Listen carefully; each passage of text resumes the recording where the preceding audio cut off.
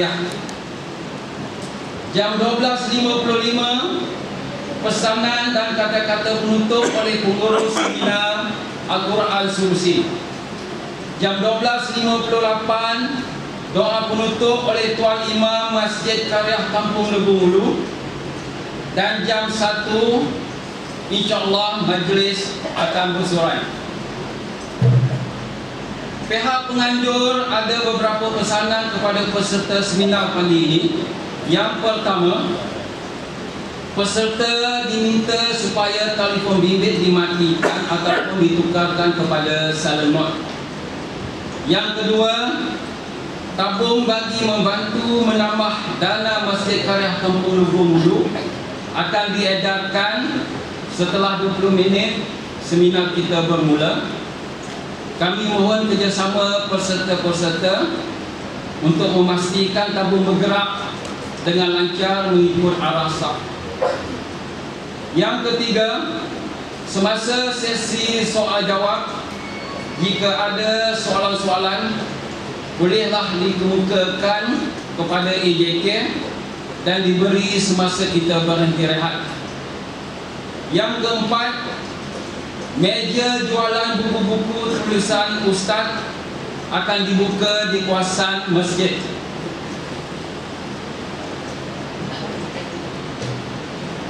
Baiklah, majlis kita dimulakan dengan menjemput pengerusi Majlis Karyah Kampung Lebuh Ulu, Tuan Haji Ahmad bin Haji Ibrahim, untuk memberi kata-kata aluan. Dijemput Tuan Haji.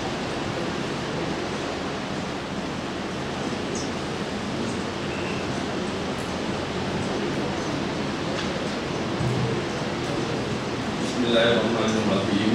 Alhamdulillahirabbil alamin wassalatu wassalamu ala sayyidil alamin ya walal mursalin wa ala alihi wa sahbihi. Assalamualaikum warahmatullahi wabarakatuh. Yang saya muliakan Tuan Pengerusi Majlis kita pada pagi ini, iaitu Tuan Haji Nordin, yang dimuliakan Abu Fadil Ustaz Ashraf Ayub Al-Almis, yang penceramah tuntutan kita pada pagi ini, yang akan berkongsi ilmu dengan kita bagaimana Al-Quran mendatangkan solusi terhadap setiap permasalahan dalam hidup. Yang bahagia Datuk-Datuk, Datin-Datin, tuan-tuan, puan-puan, termasuk juga pengurusi masjid-masjid yang berhampiran, serta wakil-wakil masjid yang ada pada pagi ini. Lebih dulu saya mengucapkan syukur kepada Allah Subhanahu Wa Taala kerana limpah kurnia dan dapat kita berkumpul di rumah Allah ini, yang mana inilah kali pertamanya masjid ini menganjurkan seminar yang agak besar, yang mana kita dapat menjemput penceramah yang terbaik untuk menyampaikan ilmu kepada kita semua, insya-Allah. Yang berbahagia Penang Semenda Grup 72, yang berbahagia Datuk Zaharuddin Syarif, pengurusi Grup 72 Haji Muhammad Zaki bin Umar, serta barisan AJK Semenda Grup 72, serta ahli Semenda Grup 72, serta dengan AJK Masjid Karyah Lebuh Ulu. Yang saya hormati, untuk program ini kita telah menjemput dua buah sekolah menengah yang berada di sekitar kita, iaitu Sekolah Menengah Agama Haji Muhammad Yatim Ulu Gadong, yang mana saya fahamkan beliau sekolah itu menghantar lebih kurang 80 peserta dari murid-muridnya. Saya mengucap terima kasih kepada pihak kami sekolah, dan seterusnya kita juga dihadiri untuk serta bersama kita pada pagi ini ialah murid-murid sekolah Datuk Abdullah, iaitu Semenda, yang menyediakan peserta bina tuan-tuan dan perempuan yang dirahmati Allah sekalian. Di sini juga saya tidak lupa mengucapkan pihak seminar kita pada hari ini terdiri pada gabungan Semenda Grup 2 dan Masjid Karyah Lebuh Ulu, yang diketuai oleh pengurusnya Encik Syarul Aman, serta dibantu oleh AJK belah pihak iaitu Semena Group dan pihak masjid yang telah berumus untuk menjayakan seminar ini. Sedikit flashback yang tentang hubungan kami dengan Semena Group, bagaimana pihak Semena Group berdua ini memilih Masjid Karya Legong Ulu ini. Semenda ataupun SG72 nama singkatannya adalah terdiri pada bekas pelajar-pelajar sekolah menengah Datuk Abdullah yang telah menamatkan LCE mereka pada tahun 1972. Mereka inilah orang-orang yang tetapi kebanyakan mereka telah bersara. Mereka ini mendapati aktif setelah mereka ini bersara dari memegang jawatan. Masa kerja dia sibuk dengan kerja, jadi bersara baru aktif. Yang mana kebanyakan mereka ini telah merantau di negeri lain, termasuk warga dan sekitarnya bermusyrikin di Sembilan dan sebahagiannya berada di sekitar kampung ini. Untuk makluman tuan-tuan dan puan-puan saudaraku yang dihormati sekalian, bermula pada tahun lepas mereka ini telah bergabung dengan pihak masjid di dalam ibadat korban dengan mengantar 2 ekor lembu pada tahun lepas dengan satu. Untuk makluman tuan, dengan satu telefon call dari Semenda pada 5 bulan 4 2016 telah mengajak pihak masjid ini untuk bergabung untuk menjadi seminar ini. Pihak masjid ini bukan dapat lembu lagi, malahan ilmu yang akan kami pelajari serta amal dan ajarkan, dan peserta-peserta yang datang dari pelosok sekitar daerah Lembau ini pun dapat manfaatnya.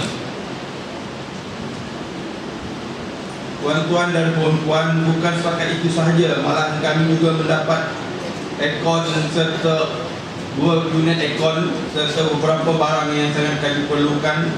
Bagaimanapun apa yang penting, Allah ialah rumahnya hari ini dipenuhi dan diamarahkan dengan ratusan peserta yang terdiri berbagai peringkat umur yang dahagakan ilmu. Bila datang ke majlis ilmu ataupun taman syurga dunia, 70,000 malaikat mendoakan kita, insya-Allah. Termasuk Allah mengampunkan dosa kita tanpa kita minta. Kita mendapat sakinah ataupun ketenangan, kita mendapat pahala walaupun tidur dalam majlis ini. Saya harap tuan-tuan yang tidur mati yang mulia jika mati semasa menuntut ilmu. Masya Allah, tabarakallah, sungguh menggalakkan sambutannya. Hampir orang-orang yang berada di masjid hari ini melebihi sasaran yang hanya 200 orang. Kesimpulan yang jelas membuktikan bahawa kita semua yang berada di sisi, termasuk saya, mempunyai kesadaran untuk menambah ilmu dalam mencari dan memahami segala khazanah yang terkandung dalam manual kehidupan kita, yaitu Al-Quran yang memandu arah ala tuju kehidupan kita ke kampung akhirat.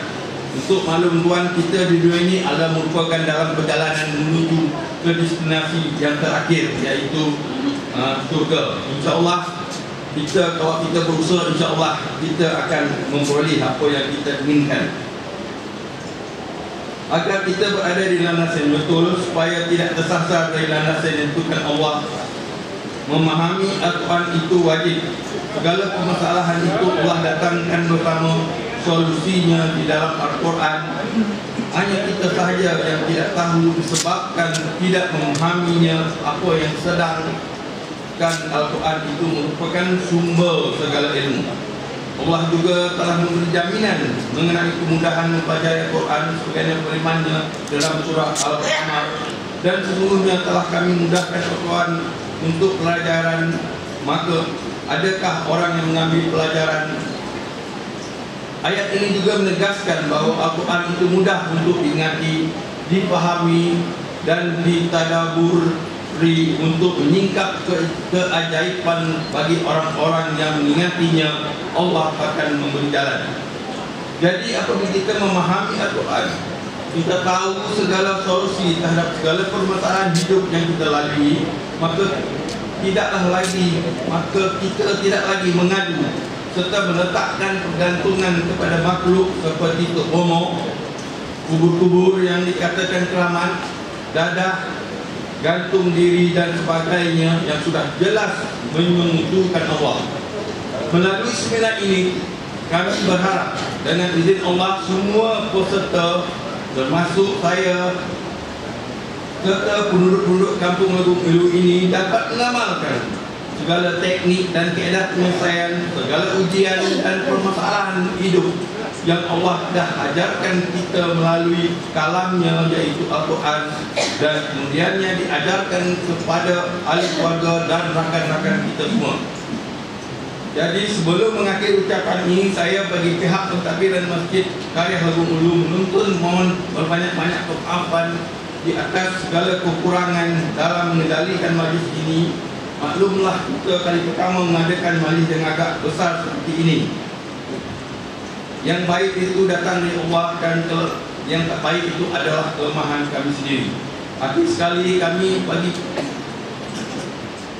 pihak masjid mengucap terima kasihlah kepada pihak Semenda Group dan serta EJK penduduk Lagu Melu ini di atas bantuan sumbangan masuk wang ringgit serta penat lelah pada menjaya program ini. Semoga Allah sajalah akan membalasnya, insya-Allah. Dan kami harap proses mencari ilmu dari Tuhan ini tidak akan berhenti di sini saja. Bila ada lagi majlis ilmu seumpama yang kami anjurkan ini, kami dapat sokong di perkesian, insya-Allah. Dan diakhiri dengan Assalamualaikum warahmatullahi wabarakatuh.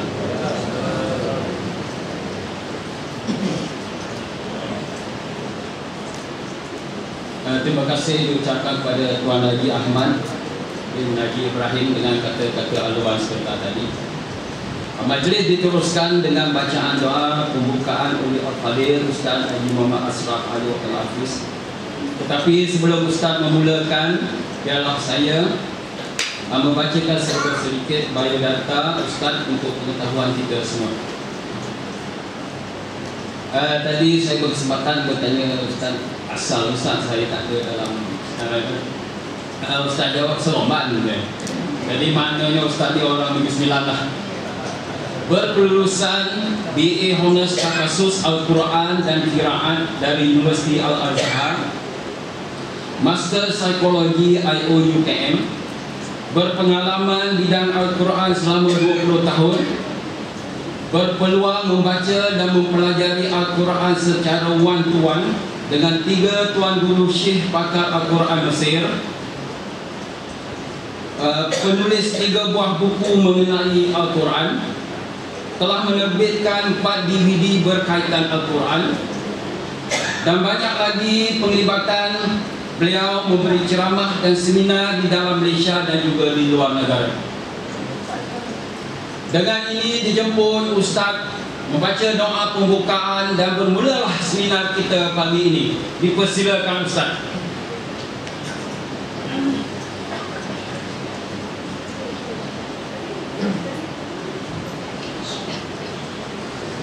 إلى باطل النبي المصطفى محمد صلى الله عليه وسلم وآله الكرام وأصحابه عن الله شيء لهم الفاتحة.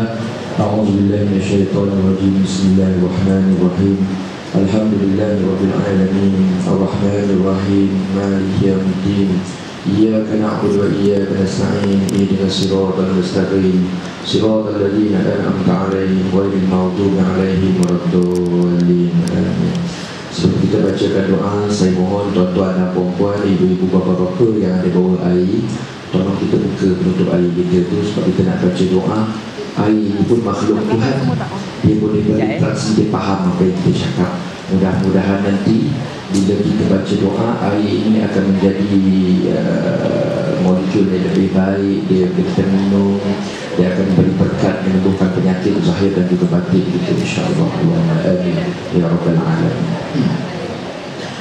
أعوذ بالله السميع العليم من الشيطان الرجيم. بسم الله الرحمن الرحيم. الحمد لله رب العالمين والصلاة والسلام على أشرف الأنبياء والمرسلين وعلى آله وصحبه أجمعين. اللهم اغفر لنا ذنوبنا ولوالدينا وارحمهم كما ربونا صغارا ولجميع المسلمين والمسلمات والمؤمنين والمؤمنات الأحياء منهم والأموات برحمتك يا أرحم الراحمين. اللهم زينا بزينة القرآن وأكرمنا بكرامة القرآن وشرفنا بشرافة القرآن وأدخلنا الجنة بشفاعة القرآن وعافنا من كل بلاء الدنيا وعذاب الآخرة بحرمة القرآن. اللهم اجعل القرآن لنا في الدنيا قرينا وفي القبر مؤنسا وفي القيامة شفيعا وعلى الصراط نورا وإلى الجنة رفيقا ومن النار سترا وحجابا وإلى الخيرات كلها دليلا وإماما بفضلك وجودك وكرمك يا كريم يا ذا الجلال والإكرام. اللهم صل على سيدنا محمد طب القلوب طب القلوب طب القلوب ودوائها وعافية الأبدان وشفائها ونور الأبصار وضيائها وعلى آله وصحبه تسليما كثيرا كثيرا برحمتك يا أرحم الراحمين. ربنا ظلمنا أنفسنا وإن لم تغفر لنا وترحمنا لنكونن من الخاسرين. ربنا لا تزغ قلوبنا بعد إذ هديتنا وهب لنا من لدنك رحمة إنك أنت الوهاب.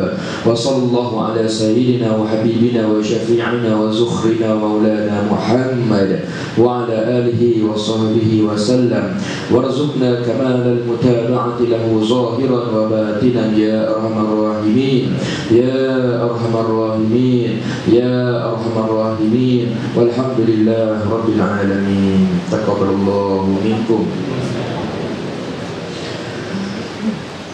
Bismillahirrahmanirrahim. Assalamualaikum warahmatullahi ta'ala wabarakatuh. Alhamdulillah. Alhamdulillahilladzi hadana lihada wa ma kunna linahtadiya laula an hadana Allah. Ashhadu an la ilaha illallah wahdahu la syarika lah wa ashhadu anna Muhammadan abduhu wa rasuluh. Allahumma salli wa sallim ala sayyidina wa habibina wa syafi'ina wa zukhrina wa maulana Muhammad wa ala alihi wa sahbihi ajma'in. Saya ucapkan terima kasih banyak kepada Tuan Pengurusi Majlis yang saya hormati lagi saya muliakan, Pengurusi Masjid Qaryah Kampung Legong Ulu, betul ya? Tuan Haji Ahmad bin Haji Ibrahim, tuan-tuan pengurusi masjid-masjid sekitar, tuan-tuan imam, tuan-tuan Bilal, ahli jawatan kuasa masjid, seterusnya datuk-datuk, datin-datin, tuan-tuan dan juga puan-puan, ibu-ibu, bapa-bapa, muslimin dan juga muslimat. Mudah-mudahan kehadiran kita ke seminar Al-Quran Solusi pada pagi yang cukup berbahagia ini akan menjadi penyebab untuk Allah Subhanahu Wa Taala ampunkan segala dosa kita. Mudah-mudahan kehadiran kita pada pagi ini akan menjadi penyebab Allah Subhanahu Wa Taala sudi makbulkan segala doa-doa kita. Mudah-mudahan kehadiran kita pada pagi ini akan menjadi penyebab Allah Subhanahu Wa Taala akan merahmati kita semua sekeluarga, dan seterusnya kita akan diletakkan senarai namanya di dalam daftar senarai ahli-ahli syurga. Allahumma amin ya rabbal alamin. Tuan-tuan dan puan-puan yang dimuliakan Allah Subhanahu Wa Taala, alhamdulillah pada pagi ini saya sebenarnya merasa cukup gembira sebab hari ini saya anggap saya balik kampung ni, tuan-tuan dan puan. Kampung saya kat Cerah Putih belakangnya Takkan dah keluar pasal 9 lah kan? Sahbona cakap KL kan? Baik cakap ni 9 lah. Pasal sini semua orang ni 9 kan? Kau ada yang bukan ni 9, aku lah ni 9 ni ya? Abah saya orang tahu ya, orang belakangnya tuan-tuan kan? Dia bahasa dia meninggal duduk Seremban. Dulu belajar Monceh tuan-tuan, Mat Ahmadi kan? Tiap hari lalu depannya dulu naik bas Rosen merah tu. Ada ni tak bas Rosen tu kan? Budak-budak yang ada, saya tak tahu kan ada tak bas Rosen kan? Dulu panih mak amek tu tuan-tuan. Buat ada sekarang minta ada pasang lekon berpuluh-puluh gitu, tampil ke Seremban tu ya. Itulah cerita tuan-tuan ya. Baik. Tuan-tuan dan puan-puan yang dimuliakan Allah Subhanahu Wa Taala, pada pagi ini kita akan berceritakan tentang persepsi yang berbeza tentang Al-Quran. Jika selama ini mungkin kita membaca Al-Quran, saya yakin tuan-tuan dan puan-puan ni, saya doakan kita ni semua ahli syurga, boleh ya? Amin ya Rabbal Alamin. Saya tengok muka semua bersih-bersih, dahi semua hitam-hitam, comel saya nak cakap ke depannya ya? Saya yakin tuan-tuan dan puan-puan semua ahli syurga. Kita tiap-tiap hari baca Quran, pagi-pagi lepas kita sembahyang subuh kat masjid, kita buka dulu Quran sebelum kita buka surah khabar, boleh surah khabar. Betul tak tuan-tuan kan? Kita ni rapat dengan Al-Quran. Paling-paling orang cakap kalau tak baca Quran semuka sehari tu rasa macam tak boleh tidur. Betul tak tuan-tuan? Ahli syurga macam tu rasa ya. Kita malam-malam kadang-kadang bila lepas maghrib isyak pun kita banyak baca Al-Quran. Makna tuan-tuan dan puan-puan, kita bila Al-Quran rapat tak? Saya doa kita rapat. Dalam kereta kita ada Quran tak? Aduh, kita letak paling-paling pun Yasin, betul tak? Kita letak apa niat kok meninggal kan mepek masuk syurga kan? Yo Quran kan? Tak kisahlah tuan-tuan dan puan-puan apa pun niat ya. Maknanya kita ni rapat dengan Al-Quran, selalu baca Al-Quran sebab kita tahu ya.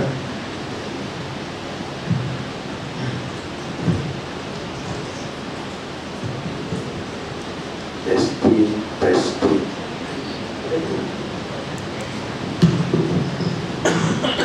Yang lobby itu kena pakai dulu. Ini dalam luar bau jelas dengan baik. Sambung balik. Kita ni rapat dengan Al-Quran, kita suka baca Al-Quran. Sebab apa? Kita tahu satu huruf ada berapa pahala Ada 10 kata Rasulullah SAW ya. Faqra'a min kitabillah falahu 10 hasanat ya.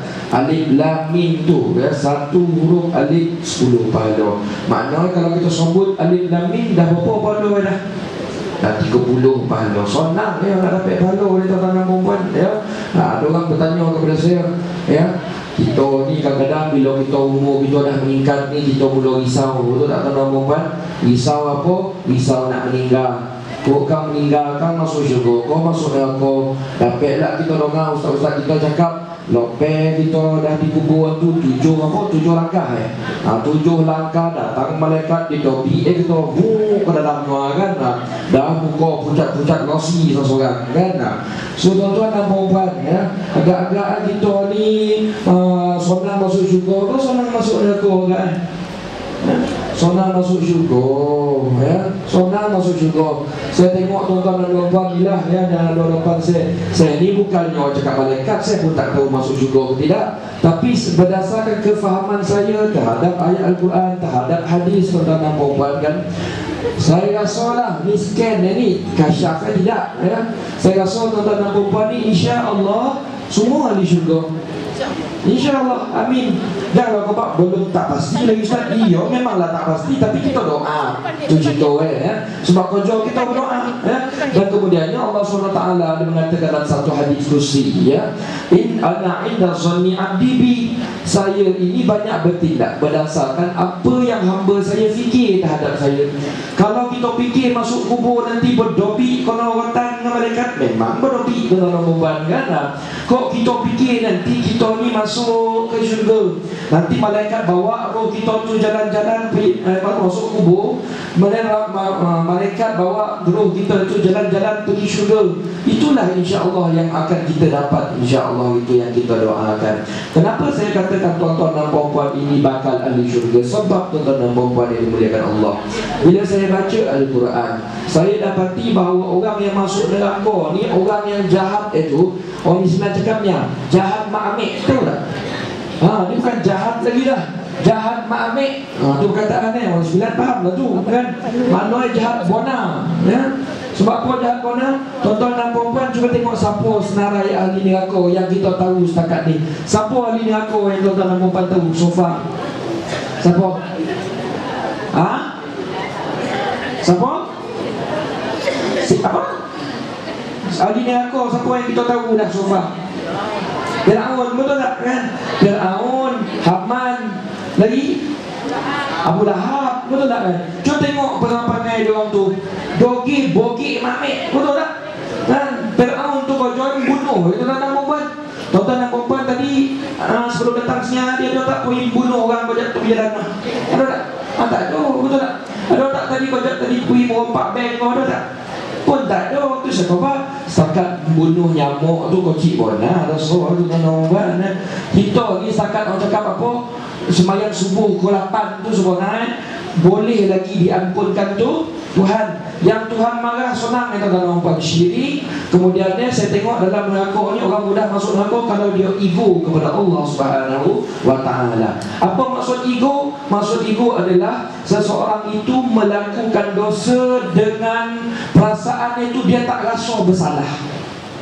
Kalau ini kita ada dalam hati kita, bahaya tuan-tuan puan. Dia setakat orang cakap subuh gajah apa lagi kan, yang kecil-kecil itulah tengok drama Korea, alah itu kecil tuan-tuan puan kan. Tapi selagi kita ni tak boleh sekolah nanti lepas ni sembahyang subuh gajah tak ya. Tapi kau bacanya kalau kita bangun pukul 8, biasa kita bangun tu kita tahu lembek, betul tak? Ada tak kita rasa menyusah, ada tak? Kalau ada menyusah tu alhamdulillah tuan-tuan dan puan. Makna iman masih ada dalam hati. Dia yang paling bahaya macam baru-baru ni saya jumpa kawan saya tuan-tuan dan puan. Minta maaf kita ni dah lama tak jumpa. Sekali berjumpa bersembang sampai 2 pagi. Ni cerita kawan sekolah kawan lama kan. Tapi lepas tu kan kita tanya dia rumah kat mana apa semua itu ni, dia tahu kita ustaz. Kita pun ajaklah dia pergi ke ceramah-ceramah kita, seminar-seminar kita ada buat kuliah dan sebagainya KL tu ya. Dia cakap dia dah lama tak sembahyang. Ni orang Islam tuan-tuan dan puan ya. Kawan kita ni sekolah rendah, tak nak lah cerita nama siapa. Lepas tu dia kata dia dah lama tak sembahyang. Saya kata ustaz kau tak sembahyang kan dulu kita kecil-kecil hafal doa apa semua. Dia kata sembahyang ni dia tak rasa kepentingan Kok dia nak jumpa Tuhan nanti dia jumpa. Kok dia rasa tak nak nanti dulu. Nampak tak? Tu sombong ke tak tu tuan-tuan? Dia dah tak rasa bersalah. Ini paling bahaya tuan-tuan dan puan. Penyakit hati yang paling bahaya sebenarnya. Nombor 1 tuan-tuan dan puan kata ulama, penyakit ujub, penyakit sombong. Iblis laknatullah tuan-tuan dan puan. Cerita dia diletakkan di awal Al-Quran, betul tak? Kalau kita baca Quran, kita jumpa cerita iblis berlagak dengan Tuhan ya. Kenapa? Dia tak nak sembah kepada Adam. Bila dia tak nak sembah kepada Adam, bila tak nak ikut cakap Allah Subhanahu wa taala, bermakna dia menunjukkan dia ego. Apa kata dalam Al-Quran? Ana khairum minhu ya Allah ya. Saya ni lebih baik daripada apa? Adam ya. Bila dia cakap macam tu, maka Allah Subhanahu wa taala marah, murka. Kenapa Allah Subhanahu wa taala murka? Sebab iblis ada perasaan ego. Ego ni satu perasaan lebih baik daripada orang lain. Saya harapkan tuan-tuan dan puan kita ini makin lama insya-Allah kita cuba baiki diri, baiki hati.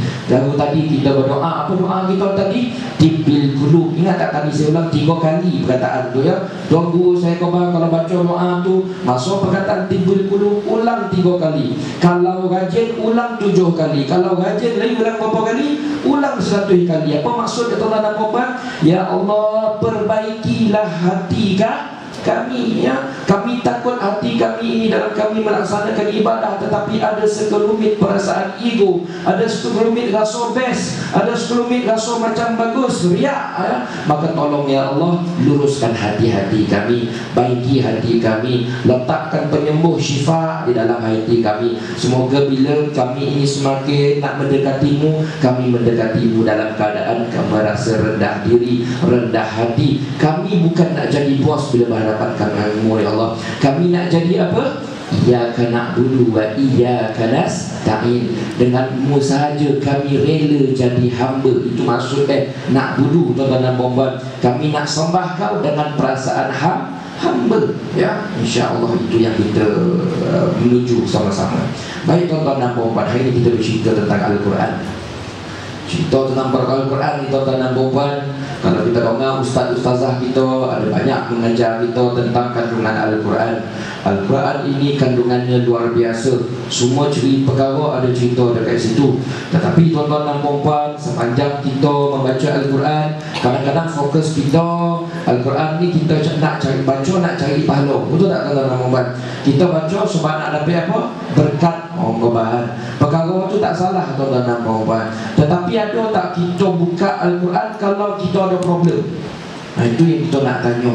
Ada tak bila kita ada problem, contoh anak-anak kita kononnya doge, tak nak ikut cakap mak bapak, ada tak kita buka Al-Quran dulu ataupun kita jumpa orang lain, kita cerita kat dia.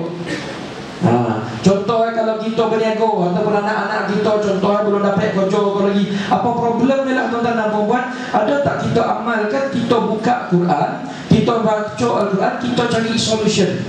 Saya rasa tuan-tuan dan puan perkara tu jarang kita buat. Kita baca Quran masuk bila? Ramadan ataupun Maghrib Isyak. Dan kebanyakan bacaan kita tu minta maaf, kita baca kosong, mau cakap baca kita tak faham bona. Is okay, ada pahala. Tetapi tuan-tuan dan puan-puan dimuliakan Allah SWT, Quran ni semua naik buku. Bila dia buku, kita baca buku untuk apa tuan-tuan dan puan-puan? Nak faham, betul tak? Tak pernah kita boleh sok khabar Tamil kat luar apa. Betul tak tuan-tuan? Kita boleh sok khabar Tamil, boleh sok khabar Cina, betul kita baca. Tak pernah kita buat macam tu sebab kita tahu buat apa kita baca. Kalau tak faham, betul tak tuan-tuan? Yes. Tapi ada satu kitab untuk guru saya kat Mesir selalu cakap ni, pokok benda ni dia kata. Ada satu kitab yang paling ramai orang baca tapi yang kesian paling ramai orang tak faham. Apa kitab Quran. Ya. Betul tuan-tuan dan puan. Jadi sekarang ini tujuan persoalan solusi, kita nak bawa Al-Quran kepada tujuan utamanya. Dalam surah Al-Baqarah ayat kedua, Allah SWT mengatakan, tuan-tuan dan puan hafal ayat ni, zalikal kitab la raiba fihi hudan lil muttaqin. Apa maksudnya? Maksudnya tuan-tuan dan puan, buku ini kata Allah SWT, maknanya Quran lah, kitab ni semua kandungannya la raiba fihi, kata Allah SWT. Maksud la raiba fihi itu kalau kita buat semua mujarab. Semua orang cakap solusinya ataupun penyelesaiannya semua berjaya, ya? Itu maksud la raiba fihi, tidak ada keraguan. Maknanya kalau kami bagi tahu teknik ataupun tip cara nak selesaikan masalah kamu, ikut ialah betul-betul. Orang cakap macam tu. Memang mujarab, jangan risau. Kalau kita tak yakin Al-Quran, kita yang ada masalah, tuan-tuan dan puan. Itu pertama sifat Al-Quran. Lepas itu Allah SWT cakap lagi, hudan lil muttaqin. Kami bagi Quran ni sebagai hidayah. Apa maksud hidayah tuan-tuan dan puan? Petunjuk.